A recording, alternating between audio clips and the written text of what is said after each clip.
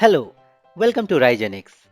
Finally, we are into our last creational design pattern discussion, the singleton. So, what you will get in this tutorial? I will be explaining different variants of this pattern. We will first discuss about the standard singleton design pattern.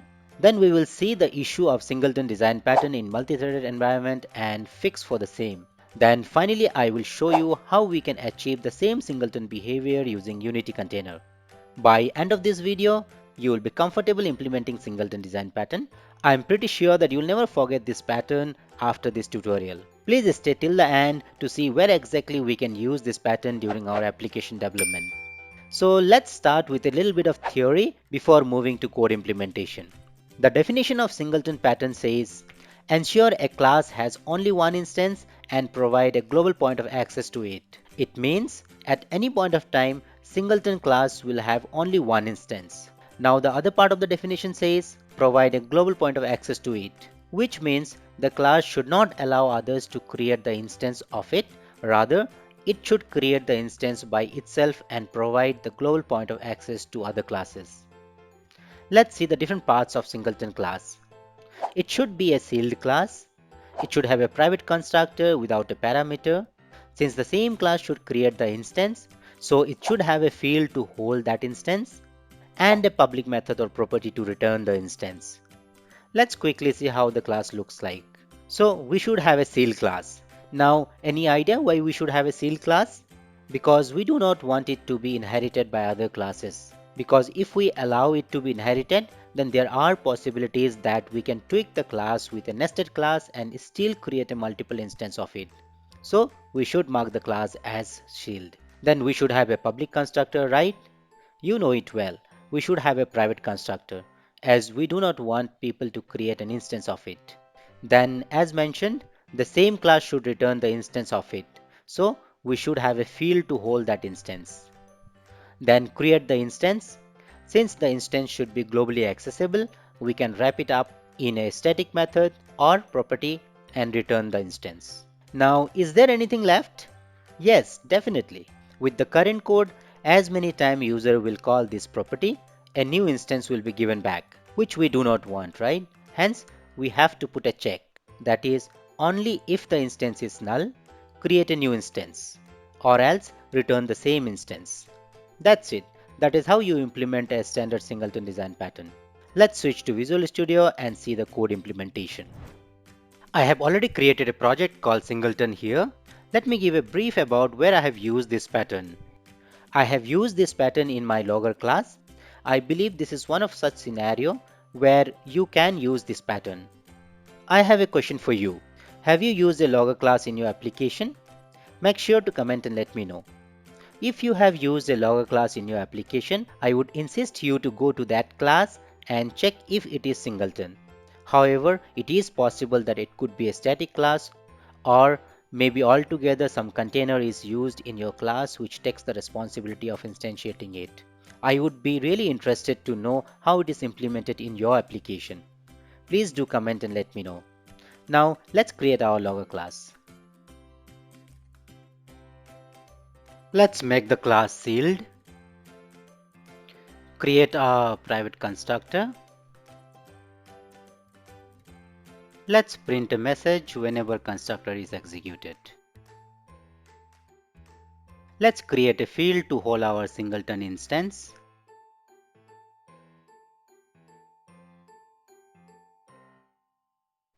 Let's create a public property to access the instance globally.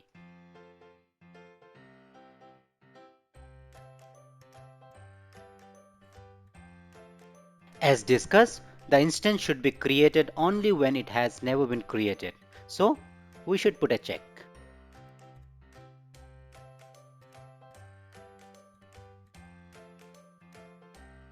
Let's create a public method to log the info.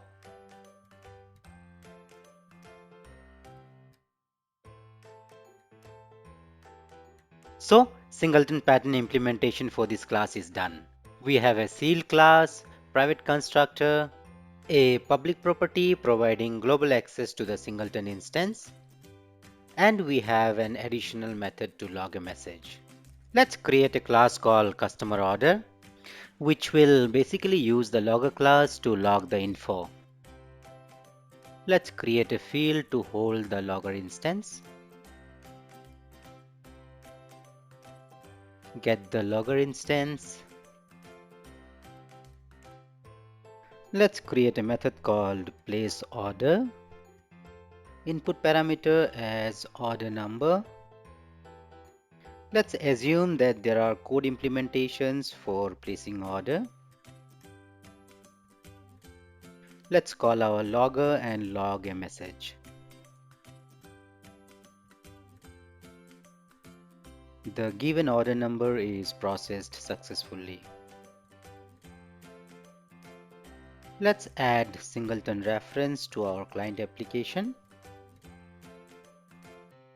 Let's delete our previous prototype pattern implementation code. Create an instance of our customer order class.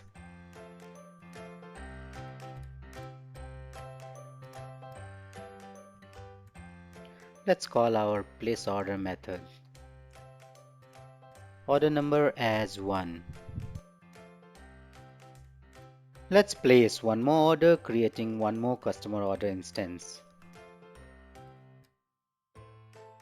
Let's put some breakpoint.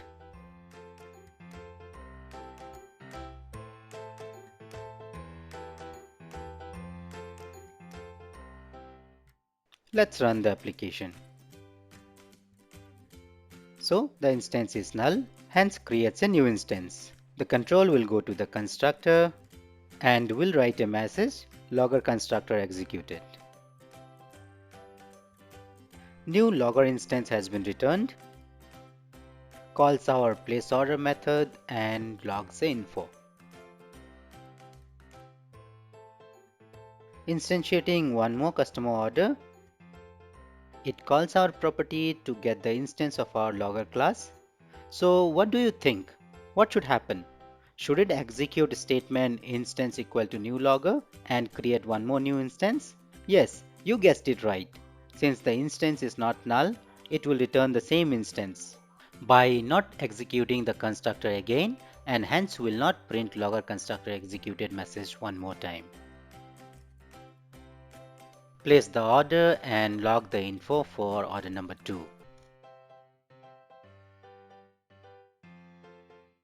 You can see here 2 order has been placed successfully, but the logger constructor has been executed only once, indicating that only one instance of logger is used to log both the messages. Hope standard singleton design pattern is clear to you. Now let's see, does this work properly in multi-threaded environment? Let's create a new thread. Let's execute our first customer order inside this. Let's start the thread. I need one more thread, so let's copy this and paste it. Let's execute our second customer order inside this thread.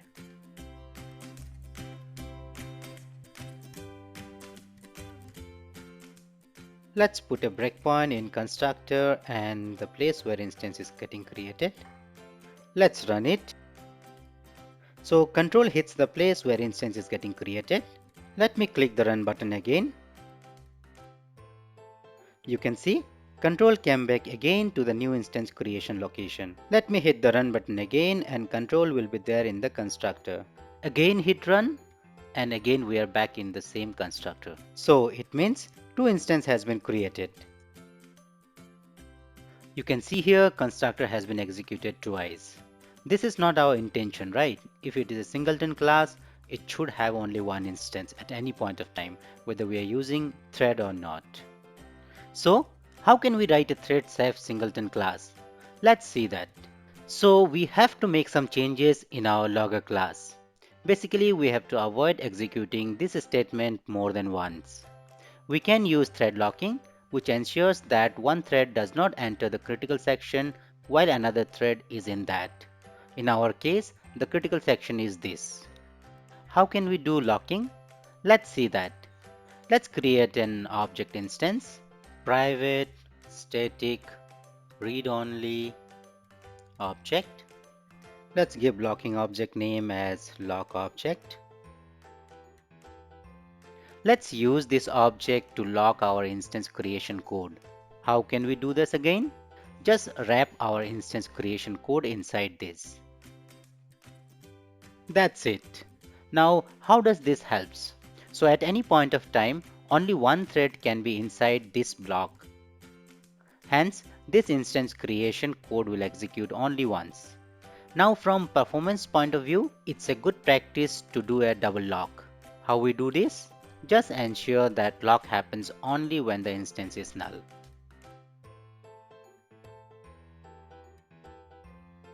That's it. Let's run it. So you can see the issue is not there anymore. The constructor gets executed only once, indicating there is only one logger instance created.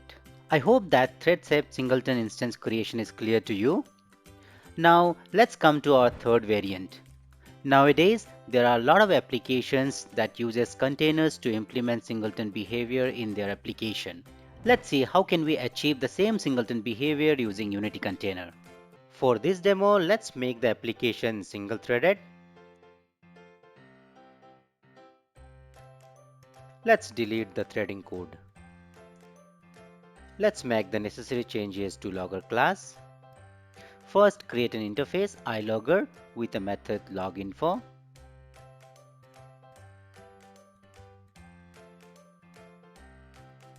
Implement the interface. Delete all this single instance creation logic because we are going to delegate this responsibility to our container. That's it. Our logger class implementation is done. Customer order uses logger, so let's inject this.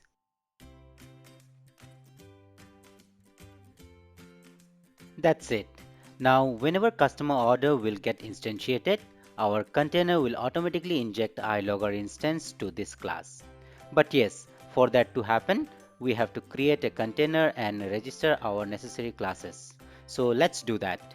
First, add the necessary Unity DLLs using NuGet Package Manager. Let's search unity.net core and install it.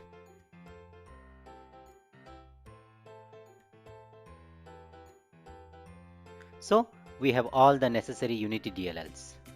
Let's go back to our program.cs class and create the container. Add our Unity namespace, microsoft.practices.unity. Let's create the instance of our container.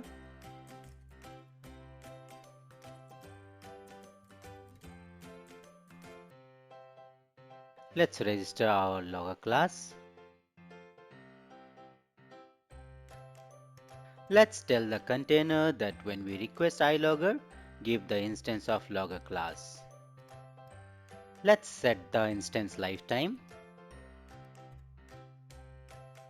So this is what is responsible for singleton behavior. What it does is creates a single object first time when you call resolve and then returns the same object on subsequent resolves. Now let's resolve our customer order. So when we call resolve, our container instantiates the given class. Let's instantiate one more time for order 2.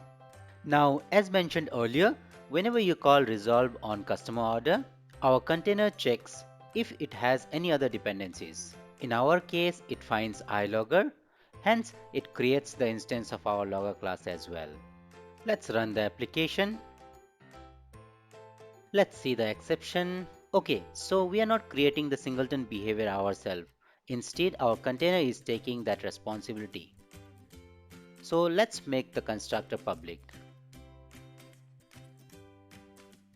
Let's build it. All good. Let's run it again. So our customer order class constructor is executed.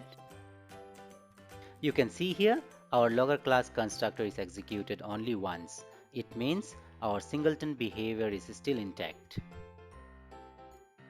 Let's make our last change and see how Unity Container creates multiple instances on every request. We have to just change this to Transient Lifetime Manager. That's it. This basically tells the container to create a new object of the requested type every time we call the resolve method. Let's run it again.